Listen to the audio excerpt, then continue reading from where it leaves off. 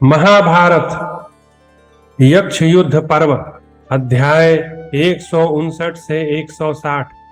प्रश्न के रूप में आष्ट्रीसेन का युधिष्ठिर के प्रति उपदेश।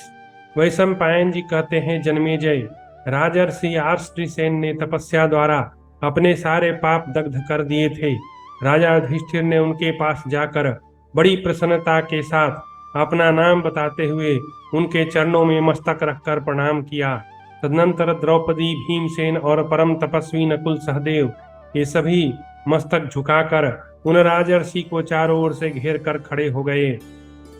उसी प्रकार पांडवों के पुरोहित धर्मज्ञ धौम्य जी, कठोर व्रत का पालन करने वाले राजर्षि आष्टीसेन के पास यथोचित शिष्टाचार के साथ उपस्थित हुए।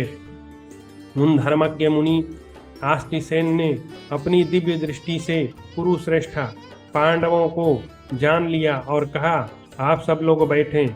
महातपस्वी आष्टीसेन ने भाइयों सहित कुरुश्रेष्ठ युधिष्ठिर का यथोचित आदर सत्कार किया और जब वे बैठ गए तब उनसे कुशल समाचार पूछा। कुंती नंदन, कभी झूठ की ओर तो तुम्हारा मन नहीं जाता? तुम धर्म में लगे रहते हो ना? माता पिता के प्रति जो तुम्हारी सेवा वृत्ति होनी चाहिए वह है ना? उसमें शिथिलता तो नहीं आई? क्या तुमने इस मस्त गुरुजनों, बड़े बूढ़ों और विद्वानों का सादर समादर किया है?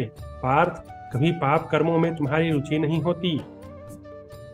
कुरुश्रेष्ठ, क्या तुम अपने उपकारी को उसके उपकार का यथोचित बदला देना जानते हो? क्या तुम्हें अपना अपकार करने वाली मनुष्य की उपेक्षा कर देने की कला का ज्ञान है? तुम अपनी बड़ाई तो नहीं करते? क्या तुमसे यथा योग्य सम्मानित होकर साधु पुरुष तुम पर प्रसन्न रहते हैं? क्या तुम वन में रहते हुए भी सदा धर्म का अनुसरण करते हो? पार्थ, तुम्हारे आचार व्यवहार से पुरोहित धौम्य जी को क्लेश तो नहीं पहुंचता है? कुंती नंदन, क्या तुम दान, धर्म, तप, शौच, सरलता और क्षमा आदि के द्वारा अपने बाप दादों के आचार व्यवहार का अनुसरण करते हो? पांडुनंदन, प्राचीन राजर्षि जिस मार्ग से गए हैं उसी पर तुम भी चलते हो ना? कहते हैं, जब जब अपने अपने कुल में पुत्र अथवा नाती का जन्म होता है तब तब पितृलोक में रहने वाले पितर शोकमग्न होते हैं और हंसते भी हैं। शोक तो उन्हें यह सोचकर होता है कि क्या हमें इसके पाप से में हिस्सा बटाना पड़ेगा, और हंसते इसलिए हैं कि क्या हमें इसके पुण्य का कुछ भाग मिलेगा।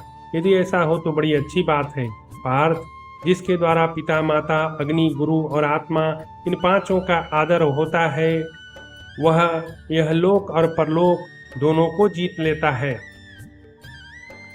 युधिष्ठिर ने कहा, भगवान आर्यचरण, आपने मुझे यह धर्म का निचोड़ बताया। मैं अपनी शक्ति के अनुसार यथोचित रीति से विधि पूर्वक इसका पालन करता हूँ। आष्टीसेन बोले, पार्थ, पर्वों की संधि वेला में, पूर्णिमा तथा प्रतिपदा की संधि में बहुत से ऋषिगण आकाश मार्ग से उड़ते हुए आते हैं और इस श्रेष्ठ पर्वत का सेवन करते हैं। उनमें से कितने तो केवल जल पीकर निर्वाह करते हैं और कितने केवल वायु पीकर रहते हैं। राजन, कितने ही किम पुरुष जाति के कामी अपने कामिनियों के साथ परस्पर अनुरक्त भाव से यहाँ क्रीड़ा के लिए आते हैं और पर्वत के शिखरों पर घूमते दिखाई देते हैं। कुंती कुमार, गंधर्वों और अप्सराओं के बहुत से गण यहाँ देखने में आते हैं। उनमें से कितने ही स्वच्छ वस्त्र धारण करते हैं और कितने ही रेशमी वस्त्रों से सुशोभित होते हैं। विद्याधरों के गण भी सुंदर फूलों के हार पहने अत्यंत मनोहर दिखाई देते हैं। उनके सिवा बड़े बड़े नागगण, सुपर्ण जातीय पक्षी तथा सर्प आदि भी दृष्टिगोचर होते हैं। पर्वों की संधि बेला में इस पर्वत के ऊपर भेरी, पणव, शंख और मृदंगों की ध्वनि सुनाई देती है। भरत कुलभूषण पांडवों, तुम्हें यहीं रहकर यह सब कुछ देखना या सुनना चाहिए। वहां पर्वत के ऊपर जाने का विचार तुम्हें किसी प्रकार नहीं करना चाहिए। भरत श्रेष्ठ, इससे आगे जाना असंभव है। वहां देवताओं की विहार स्थली है, वहां मनुष्यों की गति नहीं हो सकती। भारत, यहाँ थोड़ी सी भी चपलता करने वाले मनुष्य से सब प्राणी द्वेष करते हैं तथा राक्षस लोग उस पर प्रहार कर बैठते हैं। युधिष्ठिर, इस कैलाश के शिखर को लांघ जाने पर परम सिद्ध देवर्षियों की गति प्रकाशित होती है। शत्रुसूदन पार्थ, चपलतावश इससे आगे के मार्ग पर जाने वाले मनुष्य को राक्षस गण लोहे के शूल आदि से मारते हैं। तात पर्वों की संधि के समय यहाँ मनुष्यों पर सवार होने वाले कुबेर अप्सराओं से घिरकर अपने अतुल वैभव के साथ दिखाई देते हैं।